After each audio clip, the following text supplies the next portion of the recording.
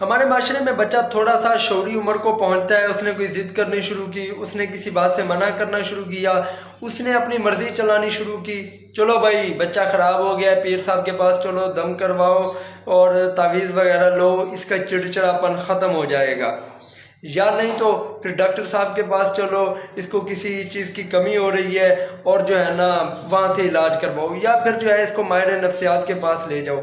लेकिन कभी भी हम बच्चे को खुद अपने पास बिठा कर नहीं पूछेंगे कि तुम्हें मसला है क्या, तुम्हें मतलब किस वजह से तुम्हारे मिजाज में ये तमाम चीज़ें, ये तब्दीलियाँ आ रही हैं। डॉक्टर साहब को पैसे देंगे, माहिर नफ्सियात को देंगे, पीर साहब को देंगे, लेकिन मजाल है हम उस बच्चे को अपने पास बिठा कर उसके अंदर के स्ट्रेस, उसके अंदर की जो फ्रस्ट्रेशन है उसको समझने की कोशिश करें। अगर हम ये काम खुद कर लेना तो हम पीर भी घर में ही मौजूद हैं, माहिर नफ्सियात भी घर में ही मौजूद हैं, डॉक्टर्स भी हम घर में ही मौजूद हैं, लेकिन नहीं करेंगे।